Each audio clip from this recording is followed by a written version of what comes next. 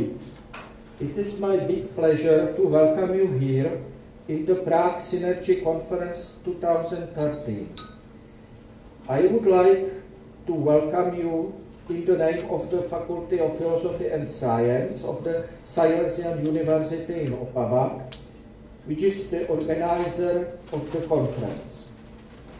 I have to thank the European Union for funding the conference, the Astronomical Institute of Academy of Science of the Czech Republic for helping to prepare the conference, and most important, I have to thank all of you for coming and making the program of the conference so interesting as it is.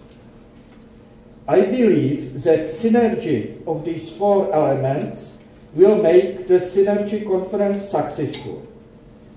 The conference represents a crossover of the theoretical and observational approaches to the fascinating field of relativistic astrophysics, and it is a deep symbol that the conference is realized just 100 years after Albert Einstein discovered the foundations of general relativity just here in Prague.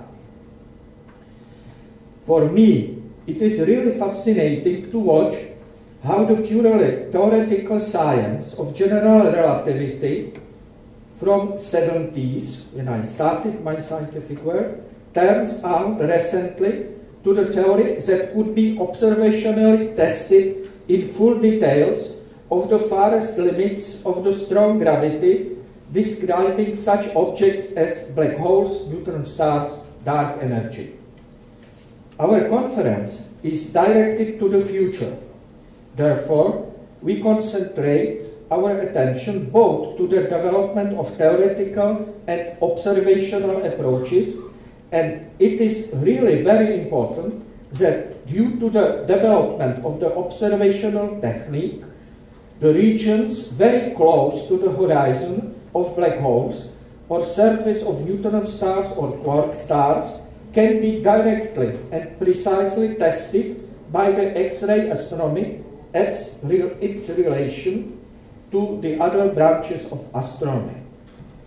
It is of special relevance that one of the most relevant topics of the conference is related to the X-ray satellite project that could represent one of the most important steps forward in the recent science. Of course, our conference is also devoted to the future of the theoretical relativistic astrophysics, namely in directions that have to overcome the problems of unification of ideas of general relativity and quantum theory. It is extremely important to test observationally the astrophysical consequences of various approaches to quantum gravity that even could put some light on the eschatological problems of the black hole physics. The collaboration of theorists and observers could be extremely relevant, especially on these limit boundary regions of our research. I believe that the crossover of the theoretical and observational aspects of relativistic astrophysics will result in a real synergy of theory and observation. I hope the Synergy Conference will contribute significantly to this synergy, and I wish all of you good luck to create the synergy. Thank you for your attention.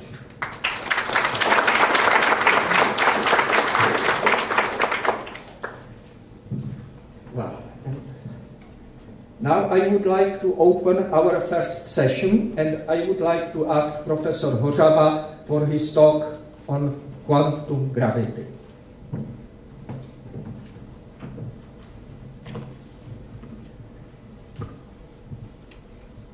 Thank you very much for these beautiful opening remarks. They actually saved me some time in my talk because I would probably mention several things that have been said by the opening speaker. I really enjoy this type of interdisciplinary conference, and I'll have to apologize because I'm not really an astrophysicist, but we'll get to that point soon. So the topic of my talk will be quantum gravity with anisotropic scaling, which is a field which I've been involved in over the past 5 years, and I would like to share my excitement with you. But before I start, I would like to thank the organizers and all the sponsors of the conference for bringing us all together. It's a very unique meeting, and I hope to have lots of interesting scientific discussions.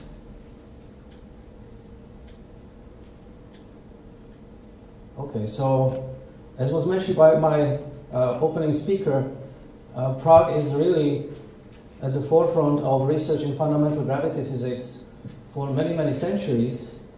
It's a city of unique beauty, but the scientific context is really even more impressive. Gravity here goes all the way back to the early 1600s, to the work of Tycho Brahe and Johannes Kepler. Kepler's laws of planetary motion were formulated here.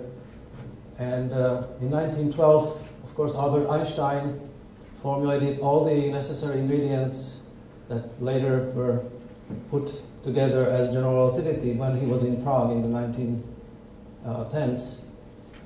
On a more personal note, I also want to point out that even D-brains were first studied here in Prague when I was a PhD student here in the late 80s, just before the fall of communism. And I think the inspirational nature of this city, I think we will all try to enjoy the inspirational character of the culture here, and I hope it will benefit from many discussions. But I think this can actually work in the opposite direction, that we could somehow try to serve as a role model, because this country, I think, has been politically through some unpleasant events in the recent past. The country has just been through an early election. I think the new parliament is meeting just today for their first meeting.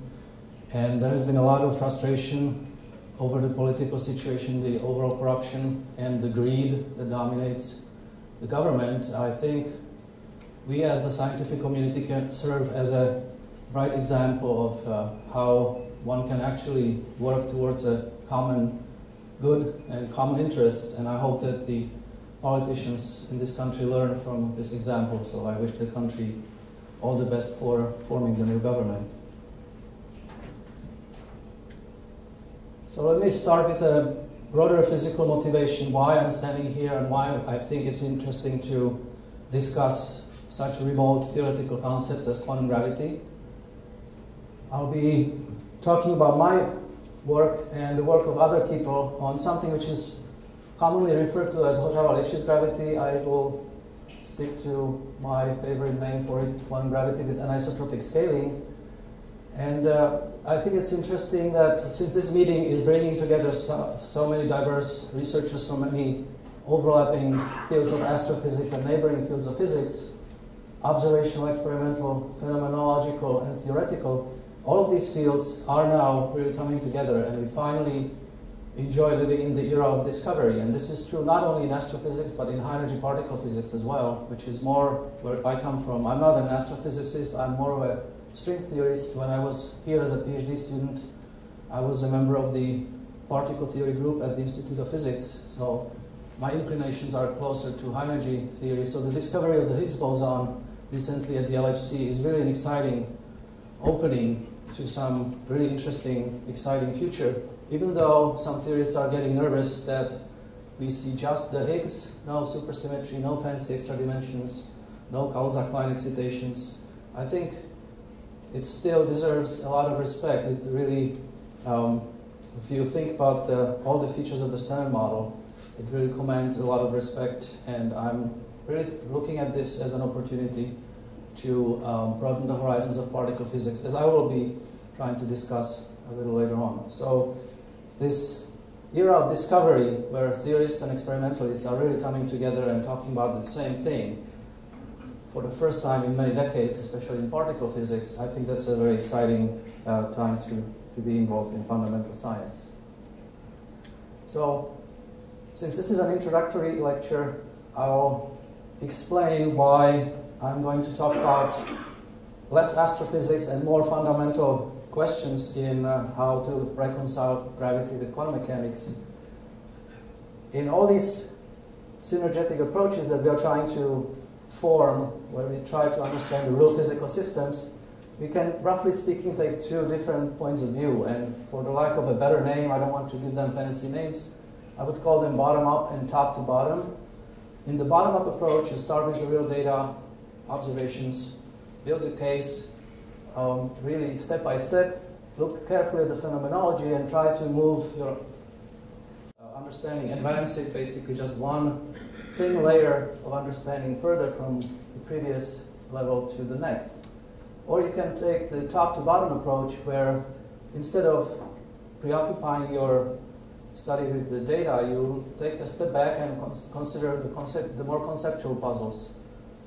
And those theoretical puzzles often, just by careful inspection and reconciliation of various tensions within the theoretical picture, lead us to propose, or sometimes, if we are lucky, even a unique solution to a given conceptual puzzle, which then one can try to apply to real phenomenology and try and see if that has a predictive enough power to predict real phenomena. And even though I've been historically more involved, certainly in the second approach, the top-to-bottom approach, since I come from the field of string theory, I think both of them are very important, probably equally important on some vague scale, and I think both are necessary. So I think many of you will be giving talks which take the bottom-up approach, and I'll be eagerly listening to what you have to say. In my talk, I'll try to step back a little and take the top-to-bottom approach. Mostly, this is an excuse for why I don't show you any particular specific predictions and specific discussions of data. So I'll be more philosophical, and my excuse is that I'm taking this top-to-bottom approach. Okay, so let's start with what we are trying to accomplish in the bigger picture. The physics at the beginning of the 21st century is, of course, based on the basic understanding of physics as it was accomplished in the revolutions of the 20th century, starting with one side of physics, which is highly relativistic, unifies space and time. That's a beautiful unification of concepts, explains the speed of light in terms of a conversion factor between two previously unrelated entities. That's a beautiful unification, and of course it was pushed one important step further to general relativity, where we understand gravity as the geometry of space-time. And that's great. It describes, at least conceptually, all the physics of the universe at large scales that we can observe, including things that we are just about to start resolving with enough precision to actually get first results about the structure near horizons, such as black holes, or the Big Bang picture of the universe. Of course, we don't necessarily know whether the exact equations that the universe follows are Einstein's equations or whether those get modified. We have puzzles in this area of physics, such as dark energy, perhaps dark matter, or some fraction of dark matter can be viewed as being on this side of puzzling features of the curved geometry of space-time. And then there is quantum mechanics, which seems at odds with the geometric classical picture of space-time, but it explains nicely all the remaining fundamental, quote-unquote, interactions in nature. I'm also involved in research in condensed matter physics, and I don't think that's any less fundamental, but just for the shortness of notation, I'll refer to the fundamental interactions in physics, and by those I mean electroweak and strong interactions as understood by high-energy particle physics.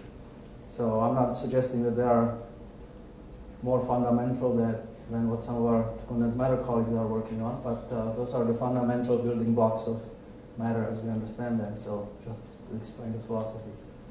So these quantum mechanical phenomena seem to be beautifully coming together in the physics of the Standard Model, and now I don't even have to say and beyond, because there is nothing beyond as far as we can see. The Standard Model itself is already impressive, except gravity is really outside of this. And if you are really focusing on gravitational observational physics, maybe that can keep you comfortable, because who needs quantum mechanics and all these extra fancy features? But I think we should be really uncomfortable not having a good picture where gravity gets unified with quantum mechanics, because that means that something in our understanding of those theoretical building blocks is highly incomplete. And if something is incomplete, that presumably means that there are phenomena out there that we can observe, which we cannot formulate an understanding of using the conceptual picture that we have, since it is incomplete. Oops. So I would really want to focus on the idea of unifying quantum mechanics and general relativity, just being a little more compact with my explanations here. There's a bunch of possible motivations. I want to mention just a few. The conceptual unity of, again, quote-unquote, fundamental interactions, that's a driving force in our understanding of physics over several centuries now, and has always produced interesting insights. So it's a good strategy to try and bring things together and see if that is possible, or whether things just refuse to be unified.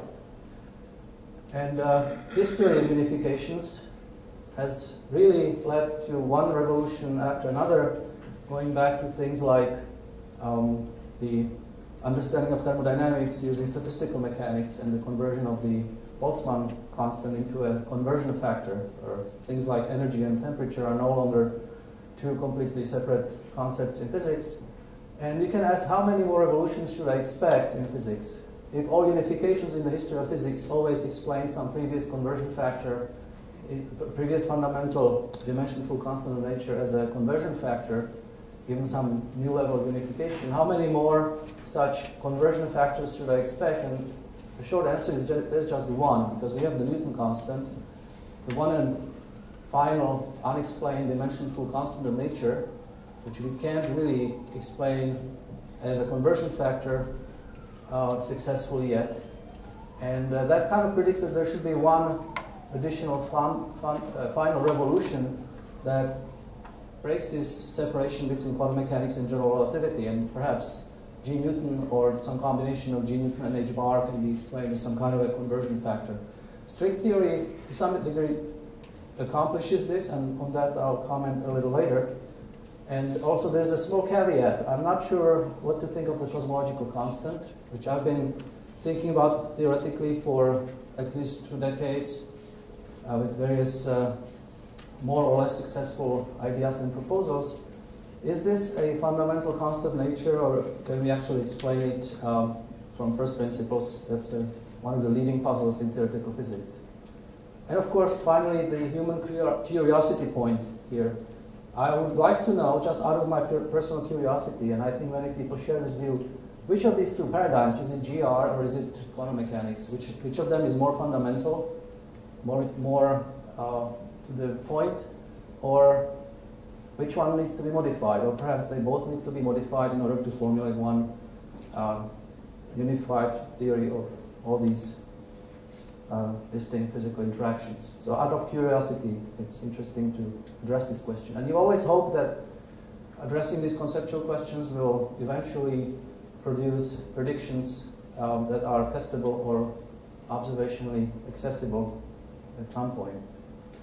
So I want to focus the puzzles at the kind of interface between quantum mechanics and particle physics by pointing out that many of the puzzles in nature that we have, and those are typically associated with observational phenomena such as dark energy in the context of trying to explain them theoretically, it's very surprising how many of those fundamental puzzles, most of them, if not all of them actually, can be formulated as puzzles of naturalness, where naturalness is based on an intuitive concept, saying essentially that causality would make you believe that phenomena at lower energies and longer distances should be consequences of the more fundamental laws at shorter scales and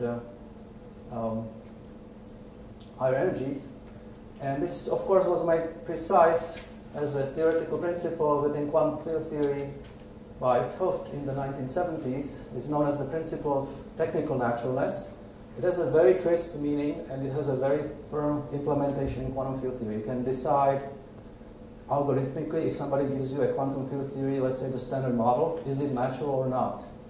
And that's, actually I'm jumping to this point here, starting with this yellow line, that the so-called hierarchy problem of particle physics, why is the electroweak scale, which is set by the vacuum expectation value of the Higgs field, so much lower, so many orders of magnitude lower than any of your favorite large scale? That could be the Planck scale, or maybe you believe in the GUT, grand unified theory. So the GUT scale, doesn't matter which of your high scales you compare to the electroweak scale, the gap is vast, and it's not technically natural, or not particularly natural, especially in the light of the recent findings experimentally at the LHC.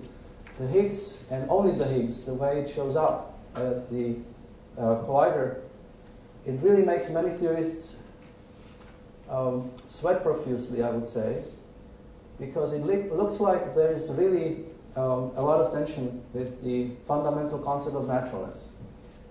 And most of you would appreciate that, of course, the cosmological constant problem itself is one of the most profound, if not the most profound, naturalness problem.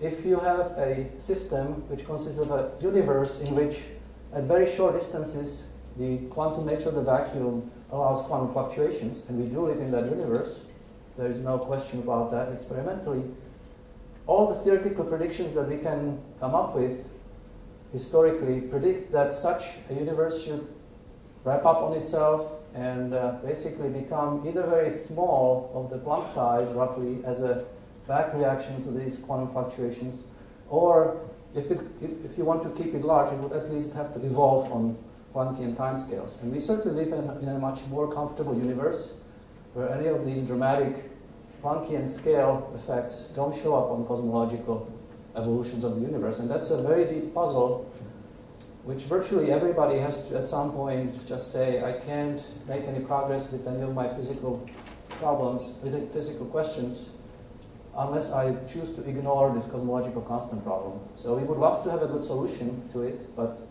most of the literature needs to postpone the solution of the cosmological constant problem until the future.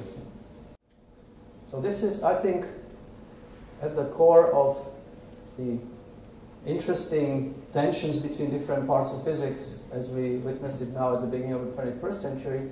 And I think addressing these naturalness puzzles, trying to find ways around the usual arguments that lead to this naturalness problem of scales, that promises to teach us something important. And I would hope that trying to implement naturalness would be a very powerful, since it's so difficult to accomplish, it would be a very interesting thing phenomenologically, because if you succeed, then presumably this means that your framework will be quite constrained phenomenologically, and then it can lead to interesting observational predictions. Or perhaps, as many of my colleagues would say, we have to abandon naturalness now. It's the concept of the past. Maybe physics is very different, and maybe we live in a multiverse of universes where we need to do statistics on the multiverse to determine, perhaps anthropically, why some of the observed features of the universe are the way they are. So that's my philosophy. I would like to understand whether naturalness can be restored. I think it's a profound conceptual question, but it also promises direct phenomenological applications, or whether we need to abandon naturalness and whether we really need to bring in some broader framework such as the multiverse. So you can say all these answers to your questions of quantum gravity have already been given, because we do have a successful theory of quantum gravity in the form of string theory. That I agree with in principle. It's a very simple idea which all of a sudden gives us a mathematically consistent theory which contains gravity in it, and it's quantum mechanical, so it's quantum gravity. And it's a lot of fun to work on it. It's so much fun that the theory has led to so many thousands of papers, and it's very difficult to master the entire field these days. And perhaps that might frustrate some newcomers in the field. But in any case, it gives answers to some of the basic questions. If you take the idea of string theory as the answer to the problem of quantum gravity, then it's clearly quantum mechanics that has won the battle, and general relativity is modified. Einstein's equations are just a first-order approximation. We can calculate systematic corrections. We can look at strong fields, even topology changes, and all kinds of other interesting things can happen to space-time, but we don't modify the rules of quantum mechanics. There are tons and tons of successes. It would take more than a few talks to just highlight some of the nice theoretical features of string theory, so I won't even try. And it has even led to a new role for gravity in the bigger scheme of things. Gravity no longer now as a spin-off from string theory. It turns out that gravity can no longer just be a candidate for describing the gravitational physics of our own universe. It can also serve as a mathematical trick, a mathematical tool that we use to solve some other non-gravitational theories by this ADS-CFT duality. So you have a hard question in quantum field theory which has nothing to do superficially with gravity, and it turns out that sometimes it can be answered by techniques that come from general relativity or some generalized theory of gravity. So gravity is everywhere and plays a central role. I would like to ask if there is a smaller theory of quantum gravity, not the full framework of string theory. If we want to answer some elementary questions about gravity, do I really need to learn all that technology of string theory, as beautiful and powerful as it is, and as many important results as it has produced? It would be nicer to have something more elementary, like, for example, for strong interactions, we don't have to invent the theory of everything in order to understand strong interactions. We just need quantum chromodynamics. And that's a very crisp, well-defined, small theory. You don't need to understand electrolytic interactions in order to study QCD. So the question is, can gravity be also a phenomenon of that same nature that can be kind of decoupled from the rest of string theory and studied on its own, maybe in some small environment? And in my view, string theory is too large and too small at the same time. Too large because it just has too many solutions and all that technology, and not necessarily a good guidance how to select one particular vacuum out of these zillions and zillions of vacua to be the one that we live in, because there is no such obvious principle. Not that people are not trying to identify one, but it's really not clear how to proceed. And at the same time, it's too small, because even though it gives you these zillions of solutions, it's not very powerful when you go away from supersymmetric or static geometries. And our universe certainly is not manifestly supersymmetric and static. So for cosmological questions or things far away from supersymmetry, the string techniques are not as powerful as you would want them to be. So I want to take one lesson from string theory, which is that quantum mechanics, in this one and only sensible example of quantum gravity that we are aware of, quantum mechanics is the thing that wins, and general relativity is modified, and in particular, the space-time geometry itself is only an approximate notion, as we see in many kind of Gedanken experiments in string theory. You can modify what you mean by space-time geometry. And if so, then I would say we should immediately start questioning whether Lorentz symmetry can be possibly a fundamental symmetry of nature if space-time itself is not fundamental. If space-time is supposed to be a derived object, then Lorentz symmetry, I think, should be derived or emergent, which is a popular word these days, with it. So that's my only lesson I want to take for now from string theory. And I want to forget string theory for a while, even though if this theory makes sense that I'm presenting now, you would still imagine it being embedded in the bigger framework of bigger things, such as string theory or M theory. But that's not relevant right now. So we can start from very elementary constructions. Let's try to build a quantum gravity theory where the basic field that describes gravity is, again, just a space-time metric, nothing more fancy than that, and we will use the old-fashioned methods of the path integral in quantum field theory. No extra new degrees of freedom, no new technology, just conventional QFT. The only ingredient that I'm adding is the possibility that space and time, since I no longer believe in the fundamental nature of Lorentz symmetry here, space and time would scale in different ways. I would study the behavior under the rescaling of space and time, which of course is very important in quantum field theory, leads to the concept of the renormalization group, which has been dominant in organizing quantum fields over the past 3 decades or 4 decades. I'll allow a rescaling which treats space and time differently, with a different scaling factor, more precisely with a different power of the same scaling factor.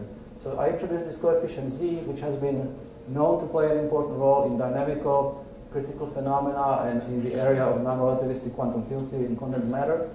This dynamical critical exponent z in a relativistic system would be equal to 1, but it can take all kinds of interesting dynamical values. Typically, it's a measurable quantity in the vicinity of this renormalization group fixed point.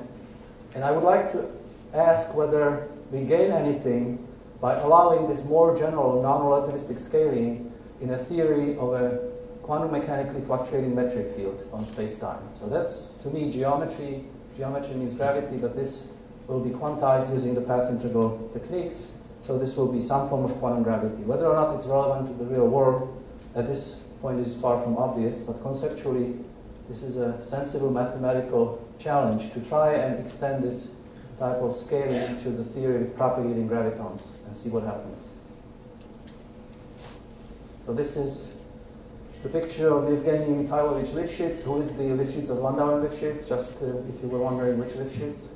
And the reason why Lifshitz is relevant here is that he actually, with motivation coming from condensed matter physics, studied quantum field theories with this anisotropic scaling because he was interested in classifying new classes of multi-critical phenomena, which treat different spatial dimensions differently and maybe lead to some modulated phases and all kinds of exotic things like this.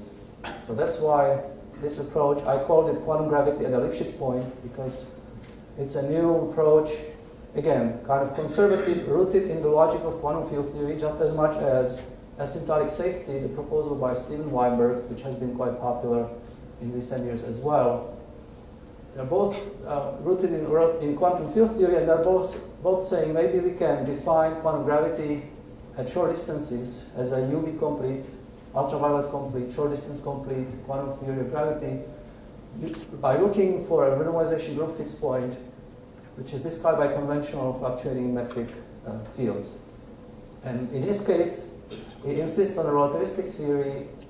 Of course, that means that he's looking for, or people who are following in Weinberg's footsteps are looking for a non-trivial renormalization group fixed point, a very strongly coupled, difficult to treat theory. In this Lifshitz approach, the suggestion is to also look for fixed points that make the theory complete as a quantum mechanical theory, no longer non-renormalizable at short scales, but look for non-relativistic completions, which might be often free field theories in the shortest distance regime, and therefore they're easier to look for and easier to analyze. Of course, in our case, we paid the price that if we improve the short distance behavior, we can make gravity power counting normalizable. The cost is that there's an anisotropy between space and time on short scales, and therefore a manifest absence of Lorentz symmetry. Lorentz symmetry is not broken, it was just never there as a fundamental symmetry in the first place, and at best you are hoping to recover it as an emergent symmetry at long distances.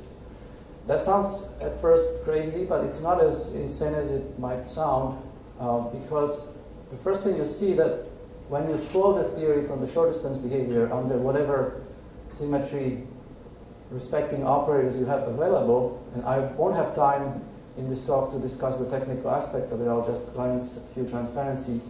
You'll find out that this flow takes you from a high value of z, which you need for short distance renormalizability, to z equal to 1, which is the same value accidentally that general relativity has. So at least at the level of scaling, you naturally recover the same form of isotropy of scaling between time and space, but it's only emergent at low enough energies, long enough distances in the cosmological setting. So this is interesting for a long list of reasons, which I don't want to go into here, not just what I mentioned so far, but condensed matter physics, holography, mathematics, other things. And the current status is that the theory is still incomplete, and we've seen some interesting features. This is an old map of California from the 17th century. It's made by the Dutch explorers. So you see, I feel like perhaps we are similar to those Dutch explorers. We are seeing some glimpses of an interesting continent. We don't have quite all the details in place yet, but something interesting is already going on. So I'm not sure how much of the technical story I should give you. Maybe I'll just spend 2 minutes on a simple example of a theory with anisotropic scaling to do justice to what I mean by anisotropy. And that's a scalar field theory which goes back to that old paper by Lifshitz in a way, where I would compare a term in the action which has 2 time derivatives to a term which has 4 spatial derivatives. This delta here is the spatial Laplace operator. So this spatial piece in the action has 4 spatial derivatives. If these two things are supposed to scale the same way, you are defining a free field theory with z equal to 2 anisotropic scaling. Space is essentially worth a fraction of a time dimension, and the fraction is 1/2 here. That's to be contrasted to the relativistic field theory, which just has a conventional relativistic kinetic term. And both of these theories have a special behavior. They're at the so-called lower critical dimension. Something special happens in whatever dimension the field is dimensionless. And in the relativistic case, that happens in 2 dimensions. So if you think of the relativistic theory as space and time, this is 1 + 1 relativistic dimensions. That's a famous fact. It explains the power of the string theory being described by 2-dimensional worksheets. But this type of theory, the Lifshitz scale with z equal to 2, in that case, the critical dimension has shifted. It is now given by 2 + 1. Capital D is 2 when the field phi is dimensionless. So this theory is special in 1 higher dimension. Effectively, you have gained the dimension by 1, in which you can still control the quantum mechanical behavior of the theory, roughly speaking. So you can do the same for gravity, and instead of writing down the Einstein-Hilbert action for gravity, you can split things, and first you have to put in, at the level of the differentiable structure of space-time, a preferred structure of a space-time foliation by codimension 1 slices, essentially leaves of constant time. And then you put a metric on it. Again, long story short, I don't have time, or it would be appropriate to go through the technical details of the construction, but you can split the metric on space-time into the spatial components and the lapse and shift, which many of you are familiar from the ADM decomposition of GR. And you can just give that theory in that same set of fields that you would have in GR a slightly different dynamics by allowing this anisotropic split between time and spatial pieces. Basically, you are allowing now terms that would be of higher order in spatial derivatives to compete and be of the same importance as terms of the second order in first time derivatives. And this dominates the theory at short distances. There are various examples which I don't have time to go through. Z equal to 2 in 2 + 1, or z equal to 3 in 3 + 1 dimensions are power counting renormalizable cases defined in principle by a free field theory at short distances. And then there are various versions of the theory. So since you have kind of relaxed the symmetries compared to GR, the theory is not as unique as GR. Therefore, there are various stories you can spin, you can go in different directions. And then finally, you can start asking, fine, I've defined a theory at short scales using this better quantum mechanical behavior. What happens if I zoom out and look at the long distance behavior? Do I still see this anisotropy, or should there be this recovery of the isotropic scaling? In the case of the Lifshitz scalar field theory, there is one relevant information that would take you back in combination with this kinetic term to the relativistic looking scalar field theory. The long distances where this term dominates over this term because it has fewer derivatives. And similarly for gravity, you can start asking which terms I can keep adding to the action that are compatible with my underlying symmetries, and you find out that the 2 most dominant ones accidentally are exactly the 2 terms that you would get from the ADM decomposition of GR, the spatial scalar curvature and a cosmological constant term. So the theory resembles GR somewhat, but there are also differences. I can comment on it later, but since I will be quickly out of time, I think I should move on to a comparison to other subfields of quantum gravity. There's a very beautiful numerical Monte Carlo approach to quantum gravity on the lattice, developed over the past 10 years, but with the prehistory going back 25 years by Jan Ambjorn and his collaborators. And the idea is to sum over triangulations, random triangulations of space-time. That has frustratingly never led to a continuum limit in 3 + 1 dimensions until they put in this new feature in the summation over triangulations. They said, let's sum over triangulations which have a preferred foliation by fixed time slices. And when you do that, it turns out all of a sudden you do get a beautiful continuum limit, so that's a big success. Although arguably those are small universes that they can simulate, they don't have too many observables available to measure, but at least they can measure that the geometric dimension of space-time at long distances is indeed close to 4. And that's a big success because in the previous frameworks, it was collapsing into some crumpled polymer or something nonsensical from the point of view of our own universe. But they also see an effective dimensional reduction, not as a sharp phase transition, but as a crossover. At short distances, they see that those 4 space-time dimensions start behaving more and more like 2 space-time dimensions. This is very confusing. How can a space-time of dimension 4 smoothly become a space-time of dimension 2 at short scales, unless there is some symmetry breaking? Well, we explain this by comparing this to precisely this analytic theory of gravity with anisotropic scaling.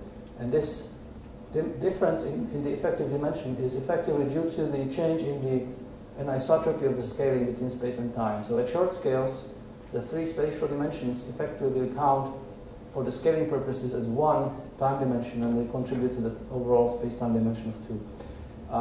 I think I'll have to skip a few other exciting developments.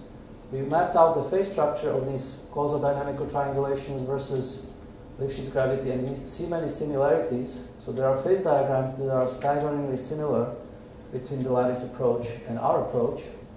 So long story short, this approach to quantum gravity on the lattice that has been so successful in recent years, conjecturally, it's the lattice version of this continuum theory of gravity. Now, we've also applied, this is more of an advertisement rather than a story, we applied Lifshitz holography in the bulk to ADS-CFT correspondence with the view towards holography of field theories with non-relativistic scaling. So if you have ADS-CFT of relativistic physics, it describes a relativistic quantum field theory on the boundary by quantum gravity on ADS space in the bulk. And we can do the same for non-relativistic physics, let's say Galilean invariant or Lifshitz invariant field theory on the boundary, by invoking a non-relativistic gravity of the Lifshitz type in the bulk, and it's much more powerful, gives a bigger spectrum of, well, again, if I had more time, I would tell you more technical details how to perform holographic normalization in this.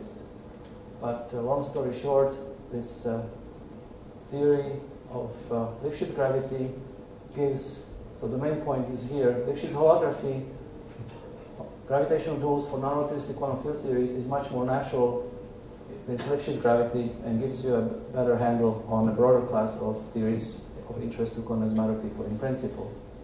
Now I wanted to mention at least in words what the multi-critical universe idea is. Now that I gave you a glimpse of this highly non-relativistic at short distances theory of gravity, how would you combine this with the rest of the standard model of particle physics without risking that your theory becomes so deeply Lorentz violating that it would be immediately in conflict with experiment?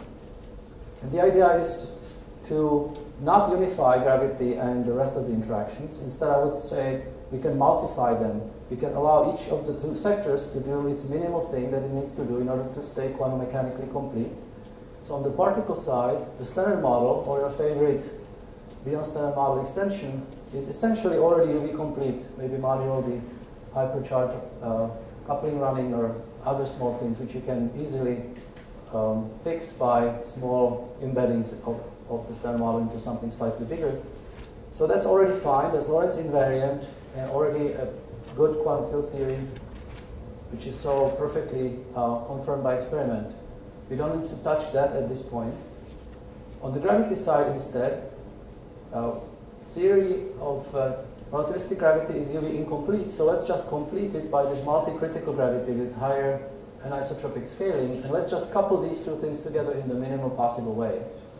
And when you do that, you actually get a very interesting framework which is predictive in terms of phenomenological applications. Because, for example, once you couple these 2 sectors, but only through the irrelevant Newton coupling constant coupling, this predicts that graviton loops, which are better behaved because now we are talking about multi-critical gravity with a better UV behavior, generate predictable tiny corrections to the relativistic dispersion relation of matter. So there should be a prediction that that's on high enough scale, and nobody in the theory tells you what that scale is. There is a dial, you can dial this scale compared to experiment.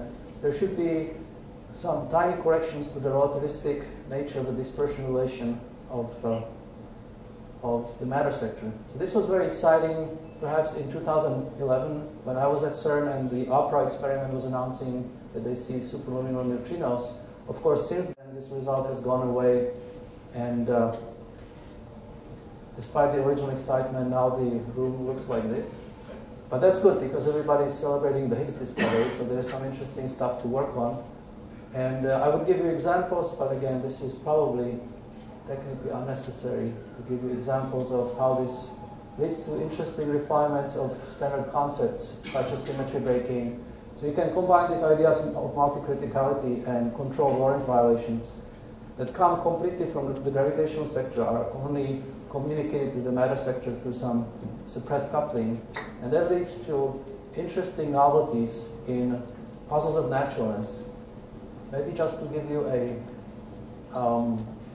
advertisement for our last paper with my 3 students in Berkeley, we found out a surprising result.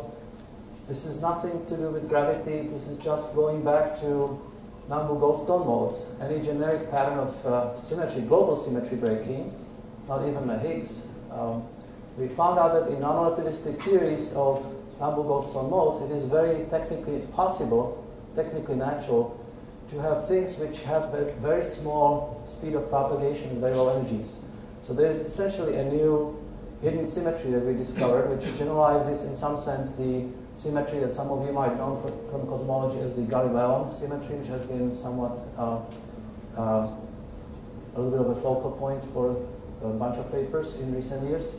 So there's a certain polynomial shift in space-time that protects various things from getting renormalized, and we see a surprising hierarchy of novel universality classes of Nambu-Goldstone modes. I think this is a very interesting preview of what might be coming later when we combine ideas. This was arguably a very elementary system of a bunch of interacting scalars in the absence of gravity, in the absence of gauge fields, but already that has many surprises from the point of view of naturalness. So I would end on the note that this multi-critical universe, combining the idea of anisotropic scaling of gravity and asking naturalness questions, might lead us to some interesting new surprises, and this is what we are currently working on. I think I should stop here because I'm probably out of time. So this is all I want to say. Thank you.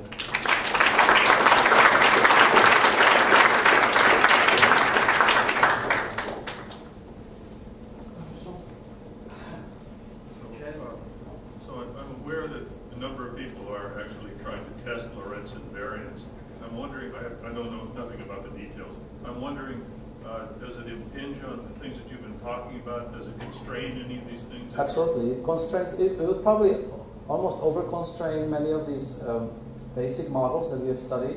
That's why we are postponing the idea of really predicting, or presenting a predictive model until later. We're trying to understand the formal structure of the theory before we try to jump to conclusions about specific theoretical robust predictions.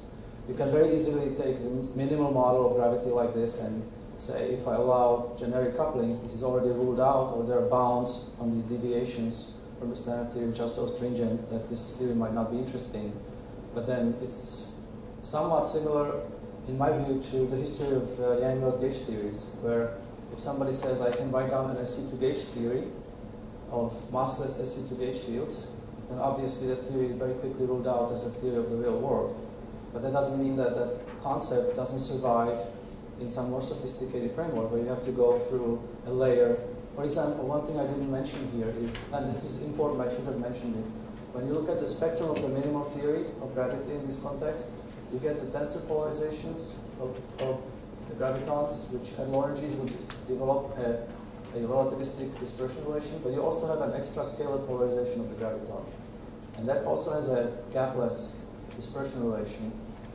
And it doesn't, first of all, have to have the same speed as the tensor polarization. So that's obviously out in terms of observational physics.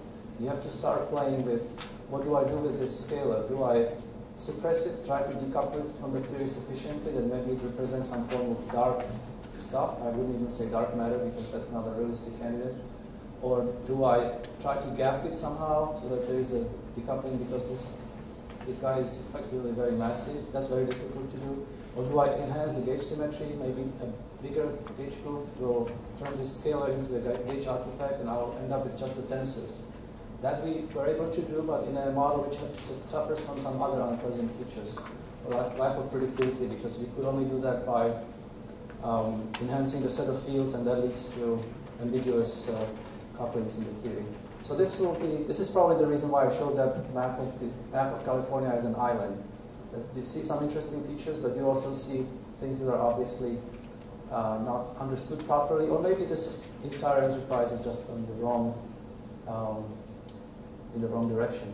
But it produces lots of interesting side effects, like spin-off products, like the holography for non-relativistic field theories. I think that's a clear success. It gives a broader class of theories with a bigger set of allowed anisotropic wild anomalies, for example, something that general relativity cannot produce by similar holography.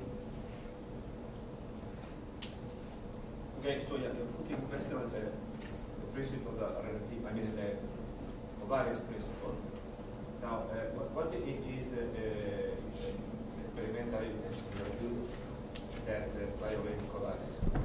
Because we know that covariance is a transformation property. But if you use quantum transformations, then usually,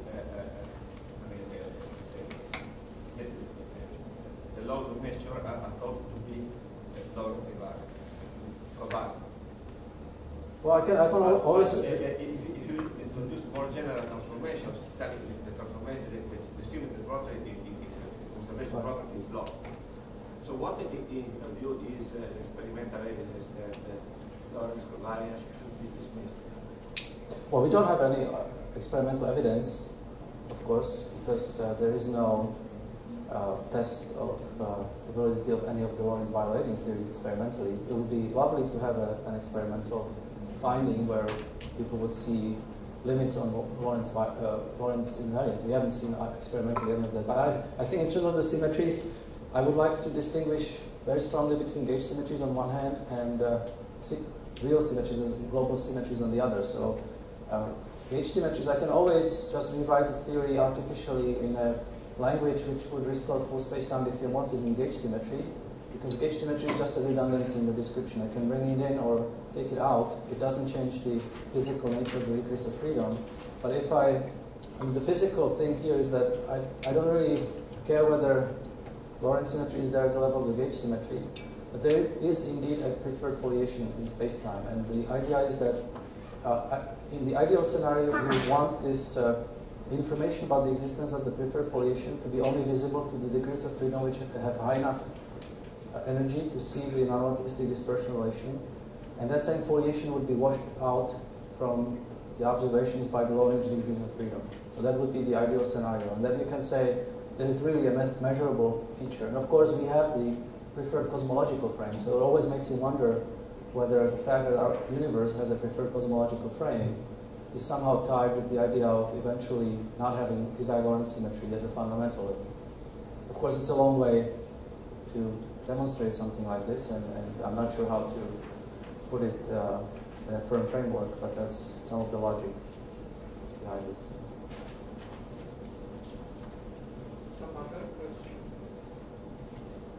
I was curious about your comment earlier. You talked that string theory is both too large and too small. Too large, you have many solutions. Too small, you cannot accommodate, cannot explain cosmological constant. But is it true that string theory naturally gives you certain values of cosmological constant that it cannot really pin down? It requires landscape, this multiverse concept, to really pin down the precise values, right? Is that true? Well, you would have to ask some of the colleagues from the same floor in Berkeley. I'm not the right person to ask. Or you can ask me. I can give you my answer in private, not necessarily in public. I think the idea is that we don't really have that much control over modular stabilization as people would like to. We don't really have that many good examples where we really know that there are these discrete vacua. So then say there probably are so many vacua, and maybe if I work infinitely hard, I might be able to find some. But let's ignore that technical issue. Let's just pretend that there are all these vacua, and let's then do some statistics on this space whose existence is in question in the first place. and let's make some ad hoc assumptions and then calculate some cosmological constant until we actually find a prediction which hits exactly what we observe in the universe, and then we say we post-dictate the right cosmological constant. I'm not sure if that's, I mean, I'm not involved in that type of argument.